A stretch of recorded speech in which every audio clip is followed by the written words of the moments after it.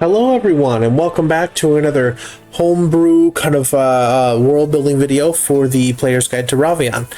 In this video we're going to talk a little bit more about the Serac Waste and look at the Silt Slurries region.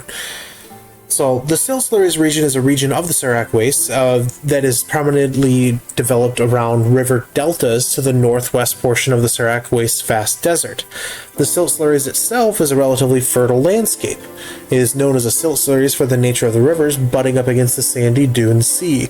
This means that much of the silt slurries is a muddy region of floodplains and limestone that serves as an extremely fertile landscape for agriculture, as the land lends itself much more to the effort than the desert landscape of the waste otherwise. The Silt Slurries region is far more fertile and conducive to life, with a number of species call the region home, or at the very least visiting the region along their various migratory routes. Lush and vibrant with life, the region is also a dangerous one, with seasonal floodplains proving to be unpredictable in their creation of mud holes and quicksand that can prove fatal to the unwary travelers. Two clans call the region home: the First Sea and the Blue Bow clans. These two clans live within the bounds of the delta, with one living near the origin of the delta and the other living closer along the coastline at the mouth of the river. The Blue Bow clan, otherwise known as the Marathi clan family, is uniquely situated at the mouth of the Silt Slurries River.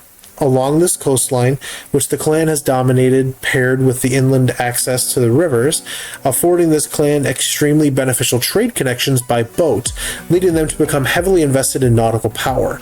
The Blue Bow clan is well known for their pride, but also their fairness. They are supportive of their nation, but not beyond the focus of their own interests. Deals are deals, and the Marathi family, deals are deals for the Marathi family, and while they will honor them, the deal must be fair to their interests as well.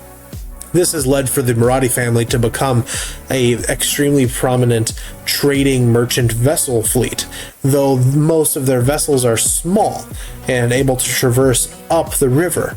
Up and down the river kind of allows them to have a variety of different water-based trading channels. This has made it possible for them to, for the most part, cultivate a large portion of the Silt Slurries region and a large portion of this delta, but at the same time be able to actually harvest and make use of the product that they create. And a lot of the time, before the clans ended up becoming more of a nation and the everything else kind of became more of an issue, where it was more of a political benefit to support the other clans, they had a healthy trade relationship with the Dune Valley Breach and the Mahmud clan.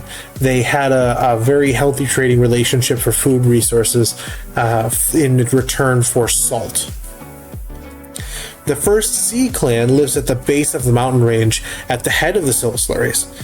Due to the supposed evidence of the presence of water high in the mountains, this clan, the Kaisir family, is convinced that the desert itself was once underwater, feeling that they are justified by the high amount of sapphires hidden within the mountain range around them.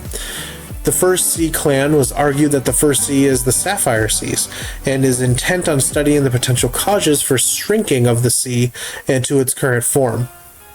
Many suggest that Ravean was once a great supercontinent before the sundering of the plains, and the subsequent disconnection to the plane of water meant that the flat plain that is Ravean simply lost much of its water through it flowing off the edge of the world itself.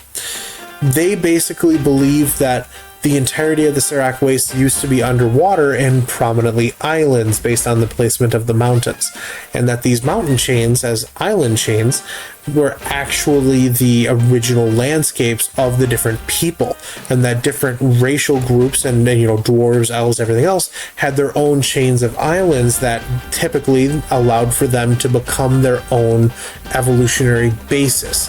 Then from there, as the waters receded, were able to move and spread out across the rest of the world.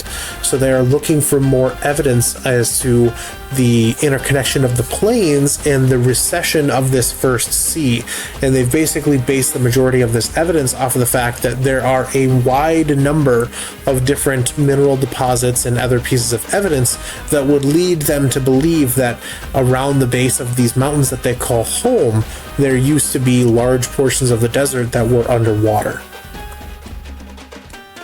thank you all for watching. That's it so far for the Silt Slurries region.